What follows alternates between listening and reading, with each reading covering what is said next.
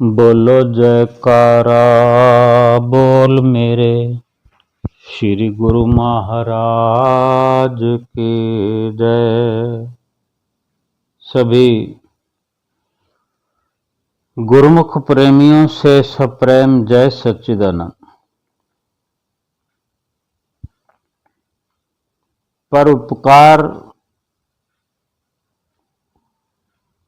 केवल महापुरुष ही इस दुनिया के अंदर कर सकते हैं, कर रहे हैं।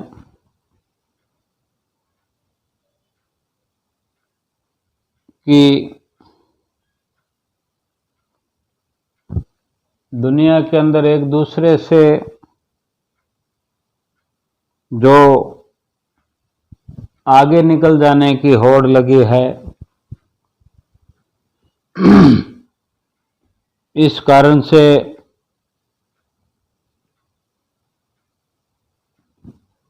प्रेम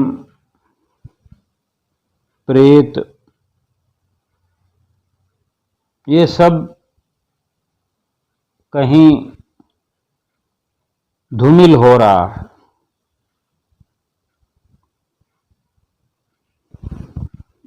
ये ख्याल ही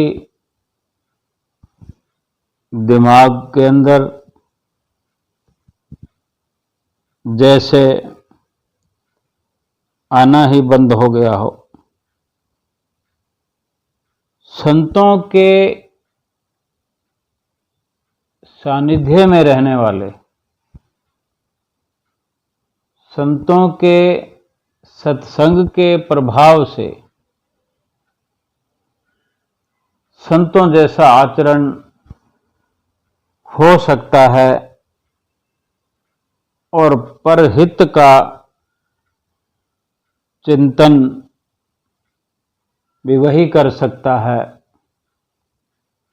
क्योंकि संत ही वक़्त के जो परिपूर्ण संत होते हैं इस धराधाम पर, केवल वही संपूर्ण परोपकार करते हैं और दुखों से निकालकर सुखों की ओर ले जाते हैं। एक राजा था जिसे शिल्प कला अत्यंत प्यारी थी। जो कि शिल्प कला जो मूर्तियों को तराश कर बनाया जाता है, अलग अलग तरह की धातु की मूर्तियां और कई प्रकार के, यानी मूर्तियों का शौकीन था वो राजा। तो मूर्तियों की खोज में देश प्रदेश कहीं भी पहुंच जाता था। इस प्रकार राजा ने कई प्रकार की मूर्तियां अपने राजमहल में लाकर रखी हुई थी और उनकी साज संभार भी करवाते रहते थे। नौकर चाकर लगे रहते उनको साफ करने के लिए, सजाने के लिए। तो जो उनके पास मूर्तियां थी उनमें उन्हें 3 मूर्तियां किसी विशेष कारण से बहुत प्यारी थी, जान से भी प्यारी थी। सभी को पता भी था कि राजा को उन मूर्तियों से अत्यंत लगाव है। एक दिन क्या हुआ कि जब एक सेवक या नौकर, कुछ भी कह सकते हैं, इन मूर्तियों की सफाई कर रहा था तो गलती से उसके हाथों से उनमें से एक मूर्ति टूट गई। 3 मूर्तियों में जो ज्यादा पसंद थी राजा को, उनमें से एक टूट गई और राजा को ये बात पता चली तो उन्हें बहुत क्रोध आया और उन्होंने उस सेवक को तुरंत मृत्युदंड दे दिया क्रोध में आकर। बहुत ऐसे पुण्य आत्मा आज भी हैं जिनको पूर्व जन्म के पुण्य के कारण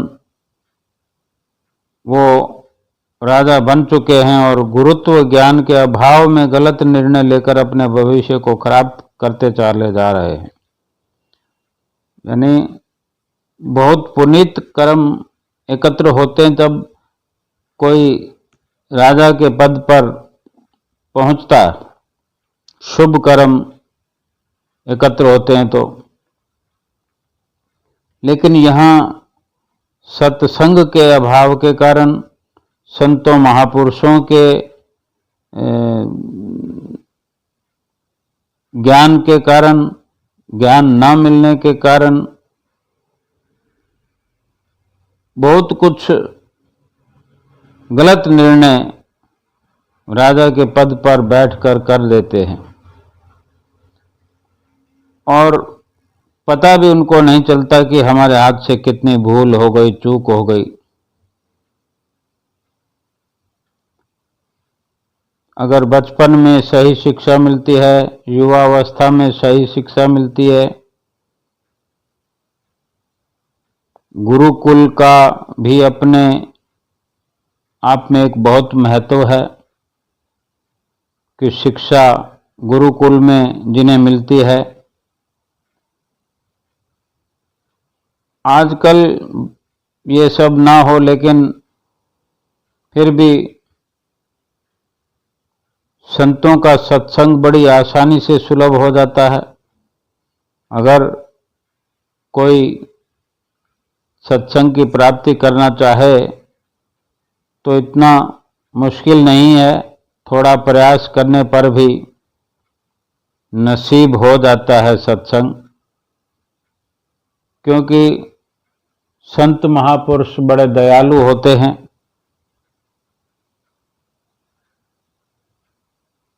जो कि ये सत्संग, संगत, सोहबत और ज्ञान सुलभ करवाते हैं हम जीवों को। तो हम जो राजा की कथा सुन रहे हैं, वो जो सेवक था जिसके हाथों से मूर्ति टूट गई और राजा ने दंड सुना दिया, मृत्यु दंड, तो सजा सुनने के बाद जो वो सेवक है, राजा का नौकर है, तुरंत उसको पकड़ के ले जाएगा। लेकिन उसने तुरंत पकड़ के ले जाने से पहले ही वो जो 2 मूर्तियां बच गई थी उन्हें भी उठाकर पटक दिया नीचे और तोड़ दिया। ये देखकर तो सभी आश्चर्यचकित हो गए। लेकिन राजा ने उस सेवक से इसका कारण पूछा।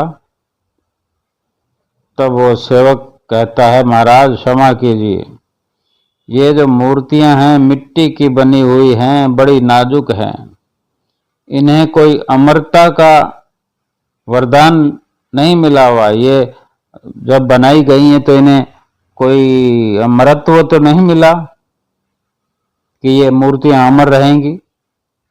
आज नहीं तो कल टूटने वाली थी। एक मेरे हाथ से पहले टूट गई, जो 2 बची थी तो ये भी तो टूटने वाली है। किसी मेरे और किसी भाई से, किसी के हाथ लगने से ये टूट जाती। आज मुझे एक मूर्ति के टूट जाने पर मुझे मृत्यु दंड मिला है, तो मेरे किसी और भाई को एक मूर्ति टूटे किसी के हाथ से, या 2 लोगों के हाथों से दोनों मूर्तियां अलग अलग टूटती तो 2 लोग और मृत्यु दंड प्राप्त करते। मुझे तो चूंकि मृत्यु दंड मिल ही चुका है, तो मैंने सोचा कि क्यों ना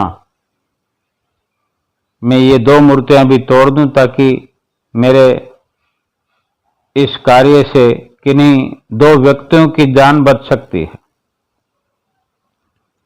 ये सुनकर राजा की आंखें खुली की खुली रह गई और उसे अपनी गलती का एहसास हुआ और उसने सेवक को सजा से मुक्त कर दिया। अपने आप में ये उस सेवक ने राजा को श्वासों का मूल्य सिखाया कि हम जो श्वास में निर्णय ले रहे हैं इस तरह के, तो अपने श्वासों का दुरुपयोग कर रहे हैं और किसी और को इस तरह की सजा देखकर उनके साथ में भी बहुत बड़ा अन्याय हो रहा है।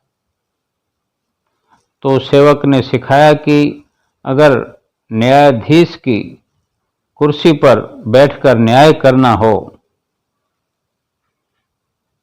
तो उस न्यायाधीश को इतना ज्ञान होना चाहिए कि ऐसे छोटे से अपराध के लिए मृत्युदंड देना इस राजा के पद पर बैठने का भी अपमान है। एक उच्च आसन पर बैठकर हमेशा उसका आदर करना चाहिए। राजा हो या कोई भी, अगर उसे न्याय करने के लिए चुना गया है तो उसे न्याय के महत्व को समझना चाहिए। मूर्ति से राजा को प्रेम था, लेकिन उसके लिए सेवक को मृत्युदंड देना तो न्याय के विरुद्ध ही है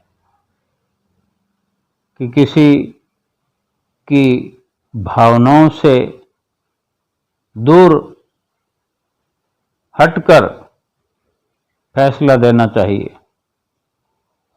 किसी को भी अपनी भावनाओं से दूर हटकर फैसला देना चाहिए।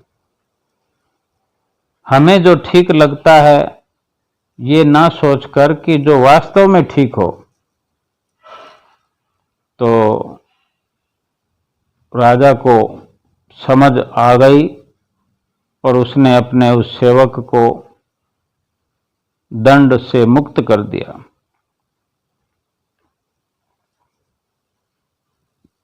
और राजा ने सेवक से पूछा कि तुम्हें मृत्युदंड दिया गया तो भी तुम प्रसन्नचित्त होकर निडर रहे और दूसरों के बारे में सोचते रहे, परोपकार के बारे में सोचते रहे, दूसरों का भला करने के लिए तुम विचार करते हुए दूसरी मूर्तियों को तोड़ दिया। तो सेवक ने बताया कि आपके यहाँ आने से पहले मैं एक अमीर सेठ के यहाँ नौकरी करता था। मेरा सेठ मुझसे तो बहुत खुश था, लेकिन जब भी कोई ऐसा अनुभव होता या कोई परेशानी की अवस्था होती, जैसे कहते हैं कि कोई कड़वा अनुभव होता उसको, सेठ को, या उसके सोच के विपरीत कार्य होता, तो वो भगवान को कोसता, भला बुरा कहता। तो एक दिन क्या हुआ कि वो सेठ जो था ककड़ी खा रहा था, तो संयोग से वो ककड़ी कड़वी निकली। तो सेठ ने वो ककड़ी मुझे दे दी और मैं बड़े चाव से खाने लगा। मुझे भी वो ककड़ी कड़वी लगी, लेकिन मैंने इस तरीके से खाया कि ऐसा लगे किसी को कि ककड़ी बहुत स्वादिष्ट है। तो मैंने इस तरीके से खाया। तो सेठ ने पूछा, ककड़ी तो बहुत कड़वी थी, तुम कैसे खा गए? तो मैंने कहा, सेठ जी आप मेरे मालिक हैं, रोज ही आप मुझे स्वादिष्ट भोजन खिलाते हैं। अगर एक दिन आपने ये कड़वी ककड़ी दे भी दी और मैंने उसको स्वादिष्ट समझ के खा लिया, स्वीकार कर लिया, तो क्या हर्ज है?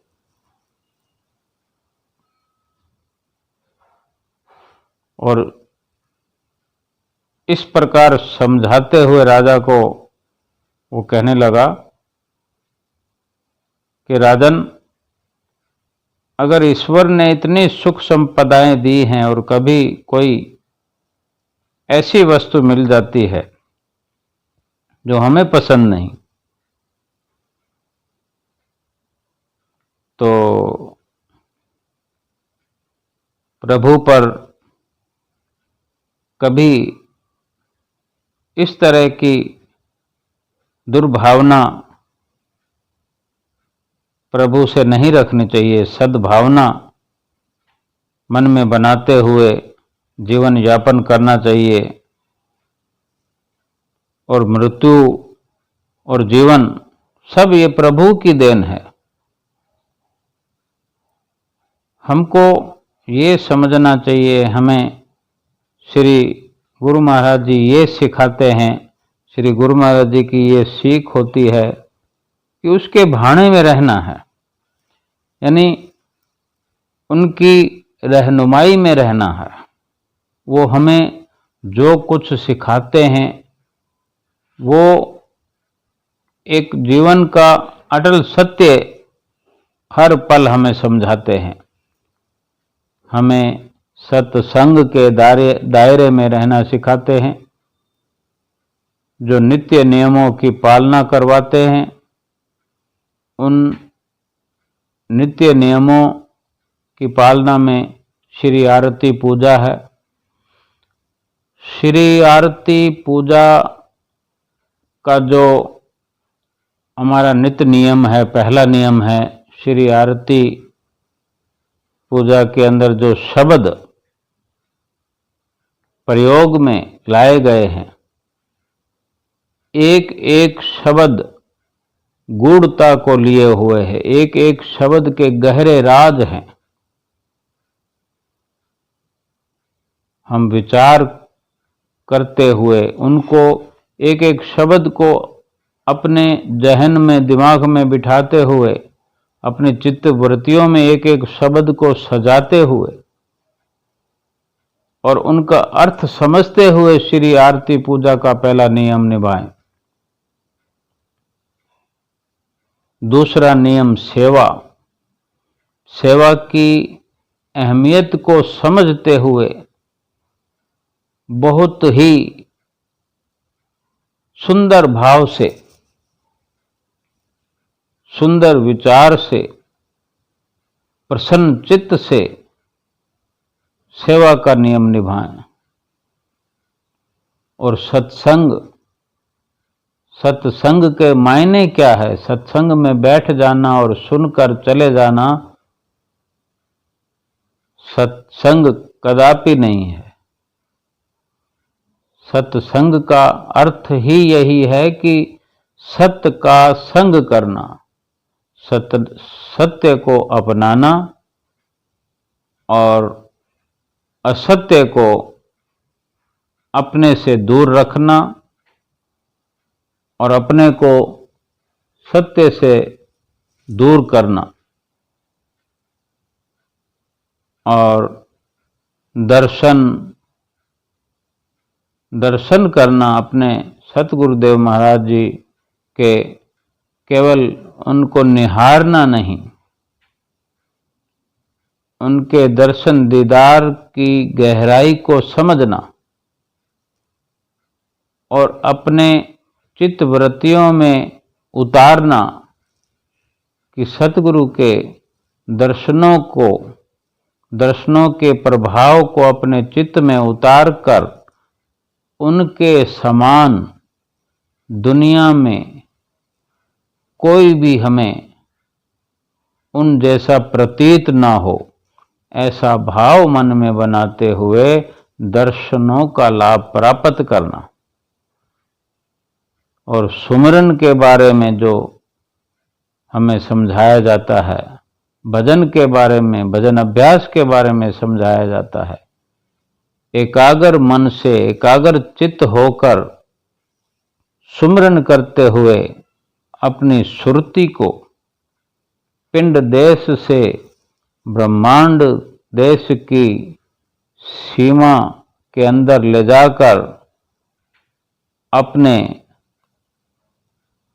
सतगुरु इष्ट देव मालिक के धाम तक अपनी सुरति को, अपनी तवज्जो की धार को ले जाना, ऊपर के मंडलों की सैर करना, हर पल इस कार्य को सुगम बनाने की कोशिश करना, चिंतन करना, संसार से न्यारे होकर जीवन व्यतीत करना है। ये एक गुरुमुख का अंग है। श्री गुरु महाराज जी ने नित्य प्रति हमारे लिए सत्संग का जो एक प्रवाह चलाया है, सत्संग की जो गंगा बहाई है और बड़े प्रेम भाव से हमें बुलाते हैं, हमसे ये कार्य करवाते हैं, हमें सिखाते हैं, ये हमारे लिए इस जीवन की उपलब्धि है। अपनी इस जीवन की उपलब्धि को प्राप्त करते हुए अपने जीवन को सफल बनाना है। बोलो जयकारा बोल मेरे श्री गुरु महाराज की जय।